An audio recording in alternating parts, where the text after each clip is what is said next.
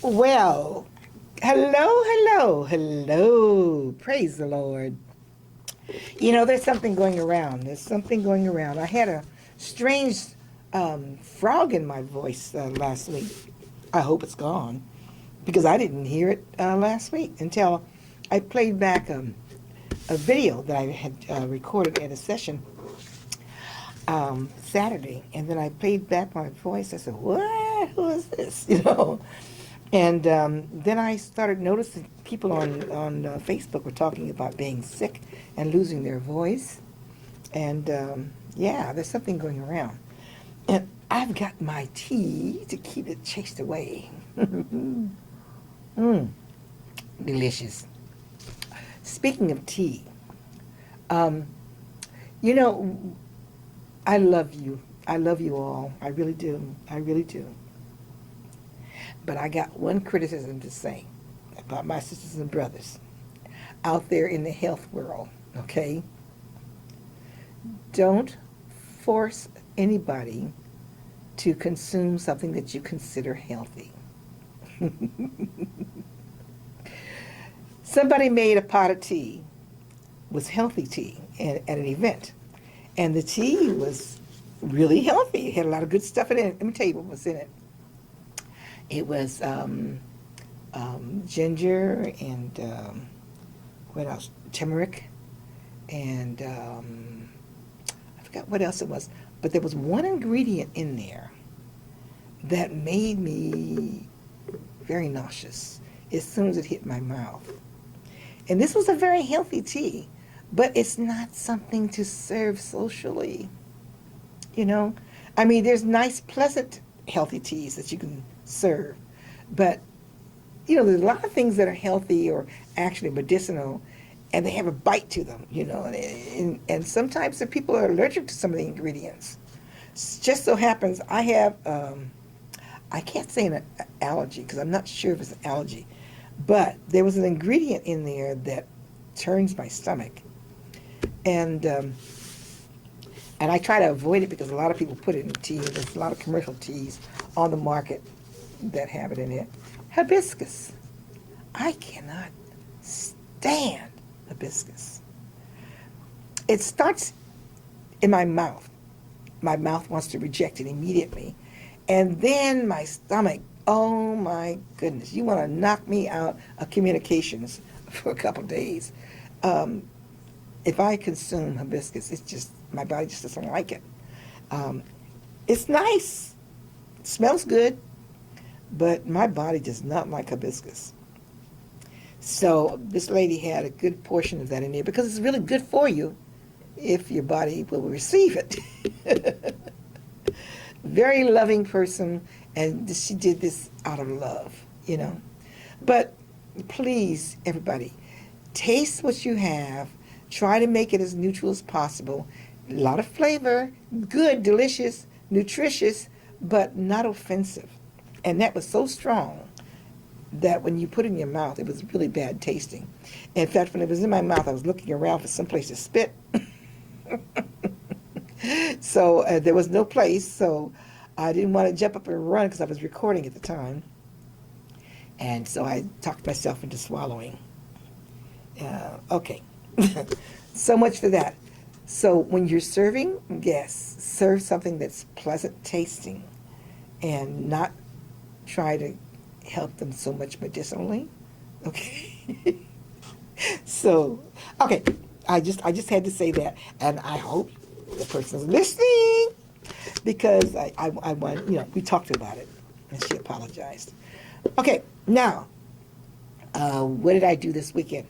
I went to a church in Oakland where a friend of mine was holding, Dr. Renee was holding an event. It was her birthday. Happy birthday. So now Dr. Renee is a very dear, dynamic lady who has the book, what's it, Grandpa's Hands? I think it's what the name of the book was. But I interviewed her here a while back, and it was about this man that she knew and she'd worked with. He trained her basically about holistic things, but he was 111 years old when I met him, and I didn't believe it. I know some of you heard this story before, but yeah, you know, he told me he was 111. I didn't believe it until I saw in the newspaper he had passed away, and he was, I believe it was 113 when he passed away.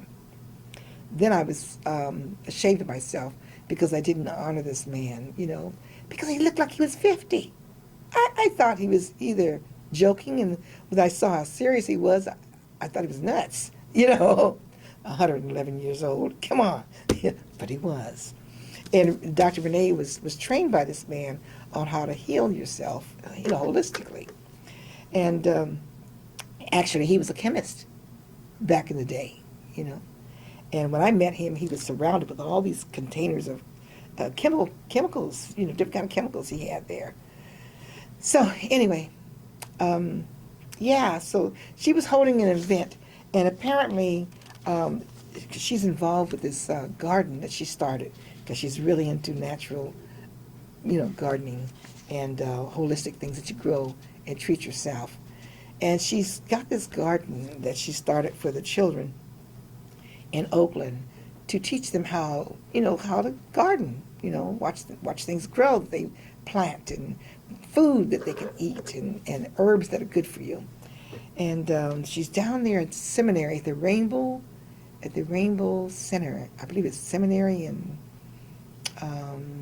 East 14th. And I don't know if they have the garden there or the garden is someplace else, but I plan to go wherever the garden is next week and spend some time there checking out what she's got going on. But yeah, that's what I was having a group meeting with her and some of the other some pastors and at this church. It was Pastor Deborah Jones that was there, Dr. Deborah Jones, and I was at her church in Oakland, Missionary Baptist Church there, and there was a lot of people that had gathered to do this artwork, and I'm going to have the lady come and explain how they use art, actually painting, as a therapy to relax, to concentrate, to meditate, and to bring peace. Actually, it lowers the blood pressure. Yeah, painting. You know, who knew? And it's a wonderful thing, and people are having a great time and sharing. I put a little bit on Facebook. I recorded some that I'm going to put up on the internet eventually. I was going to do that this weekend. I was going to finally upload my first video to YouTube, only to discover I have to change all of my passwords. Everything I've got, everything. Have you done that? I mean, I've got all kind of things I've got to change passwords. There's a security breach on my computer, apparently, and some of my information is out there in the universe that people shouldn't have. So I've got to go and change all of my passwords. And one of my passwords that I use a lot is out there. And my Social Security number.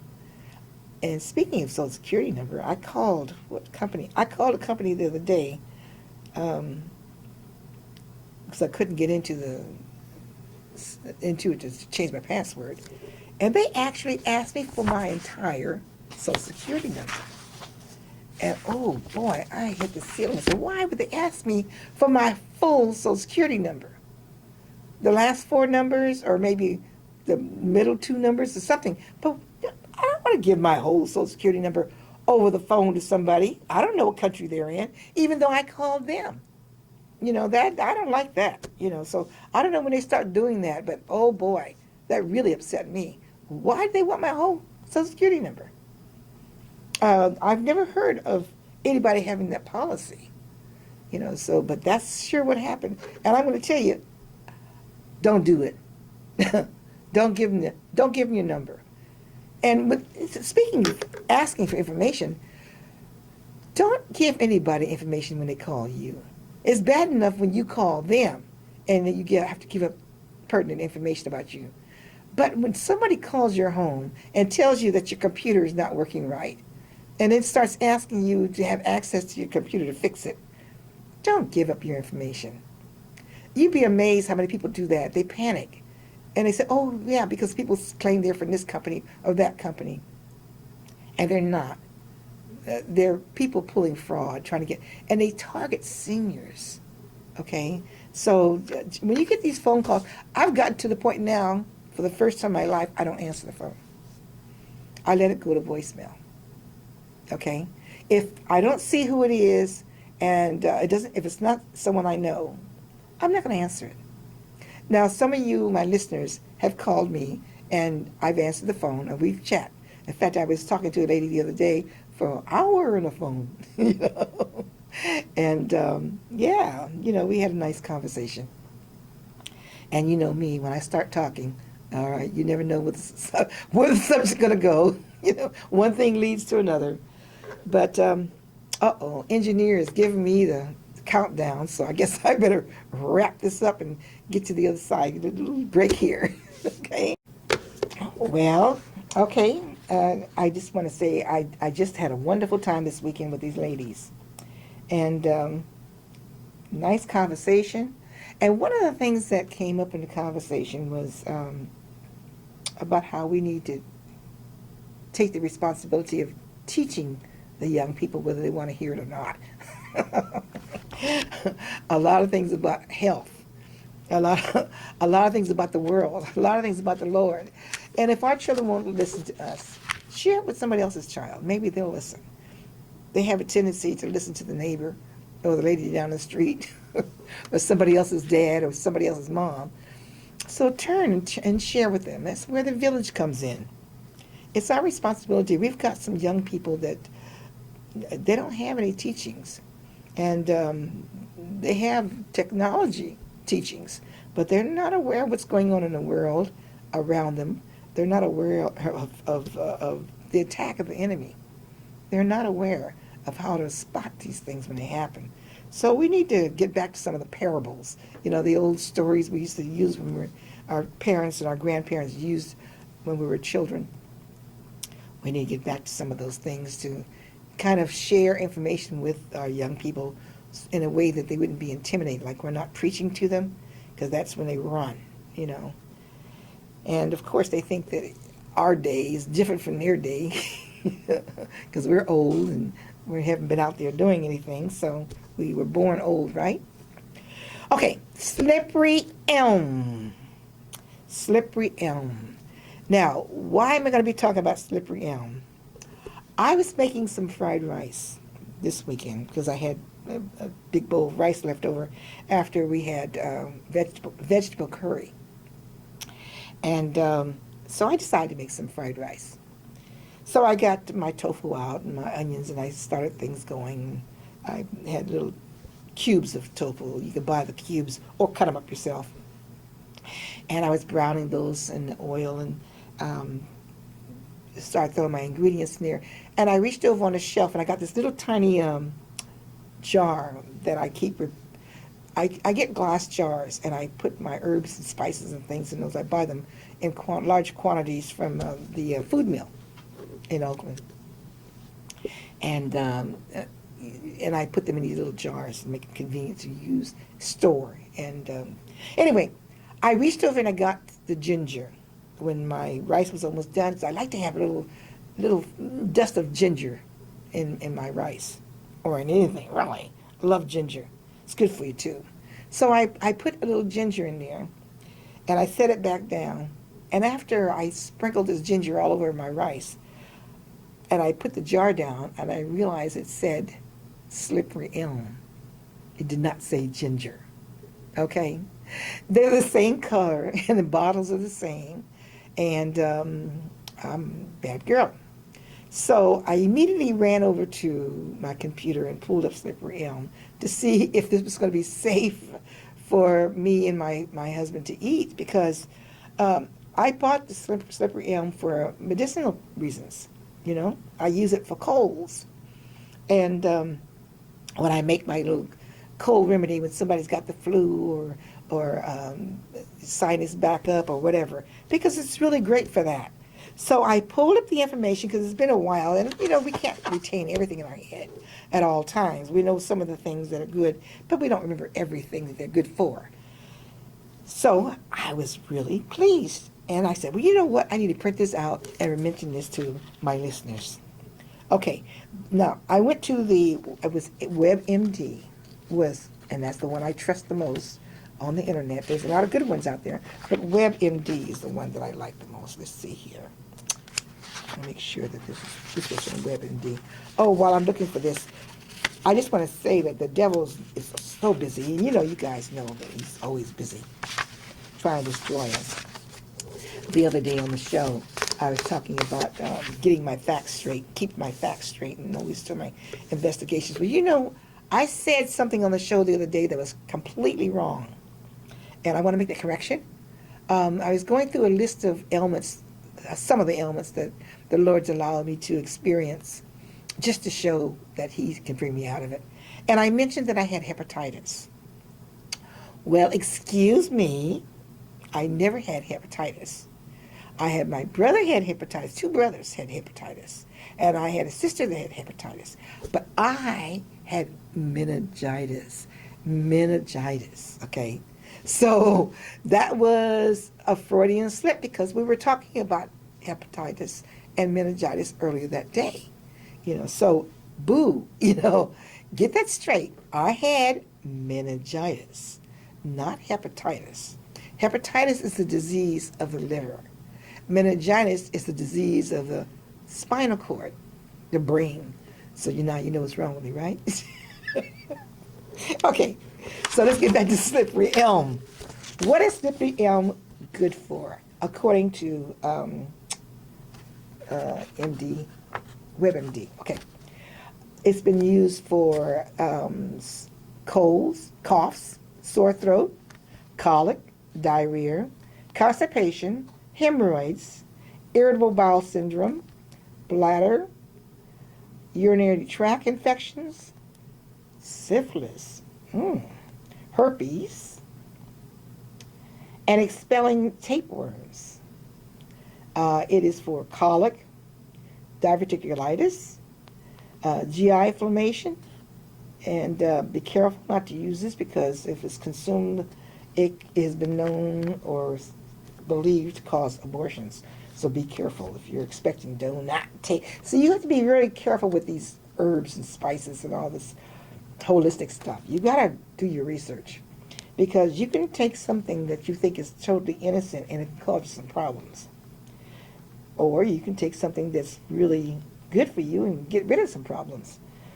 So do your homework. Don't just allow someone to tell you this, that, and the other. Try this, try that. There's a lot of that going around nowadays. I remember this young lady when I was in college back in the day. She came into the office where I was working and she started talking about she just had surgery. And she told me that she was feeling so bad, you got to get your esophagus taken out. I said, what? She said, oh, yeah, they went and took my esophagus out. She's telling me to go get my esophagus taken out because she had an issue with her esophagus that caused her some problems, and they took out part of her esophagus. So she's recommending to me to remove my. Be careful. People will come in, and they mean well, but they'll make suggestions to you, and people are always jumping on bandwagons. There's all these diets, every time you turn around. In fact, someone mentioned one of the diets where the caveman diet, whatever it's called. I want to dismiss it from my mind because it's crazy. We're not carnivorous. We don't have sharp fangs to rip apart meat. We weren't designed that way. So if you want to eat meat, well, more power to you. But don't get out there and start telling people they should be eating. Don't tell people wrong stuff. If something that you're doing, okay. But when you start encouraging other people to do things that is wrong and it's not good for you, what did it say? John Wayne had 25 pounds of undigested meat in his intestines when he passed away from cancer. Come on, you guys. Back up off the meat, I mean, and animals. And it makes a difference. She said she ate all these meats that were organic. But you know, it's not just about organic. What about the animal? What state of mind was the animal in when it was slaughtered? You know, was it full of fear? Did it have all this fear hormones in its flesh? And if the flesh was full of fear hormones, what's going to get into you? You know, what's going to get into you when you eat it? What are you actually consuming into your body? Okay, so it's a lot of things to think about when you open your mouth and put things in it. Or when you open your mouth, stuff comes out of it. You know, like just making statements that's not fact. Okay, listen. This is really interesting, and I suggest that you all go and check out some information about slippery elm. That's your homework for this week. Okay? Check out, what do you use slippery elm for? How do you make teas? You know, but you're not supposed to sprinkle it on your fried rice. Come on now. But I learned that that was okay because my husband and I ate it. He didn't even notice it. Just didn't add any flavor to it, and it was good for you. For everything we've got, anyway, it was good. So it worked out, and it might have would have helped my voice because my voice is not that bad today, you know. Okay, so that's basically what I wanted to talk about today, is about the slippery elm, and I really wanted to get into more of it, but they have claims in here about treating cancer and so forth and so on. But you know, I'll let you go look that up and do that little research. Okay. Now I'm doing a lot of things, and I haven't yet plugged in my information to upload any of the videos yet. Procrastination. No, I don't know what I'm doing. So Dr. Renee told me that she's going to hook me up with some people that have a technical school that would be more than glad to help me. Yeah. Okay. We're going to get this show on the road. All right. We're about time to wind up here. So I want to remind you to go to getcashindependent.com. And that is my hookup for the services where you can drive, make deliveries, or deliver people, medication, food, whatever, and earn money. And it's a good thing. I like to start driving like 4 o'clock in the morning. You said 4 o'clock in the morning. No, that's just because I'm up anyway, okay? So, and there's no traffic either. But I like to, a lot of people going to airports at that time of the morning or going to work. And there's a lot of shift workers that there's not that much public transportation available at that time of the morning. So people use Uber a lot. And Get Cash Independent is my hookup to Uber, okay? So if you want to sign up to work for Uber for yourself and have contract with Uber and their services, go through me. GetCashIndependent.com. God bless you. Don't forget, drink a glass of water first thing in the morning, as soon as you get up. Hopefully it's Kangen water. God bless you. Talk to you later.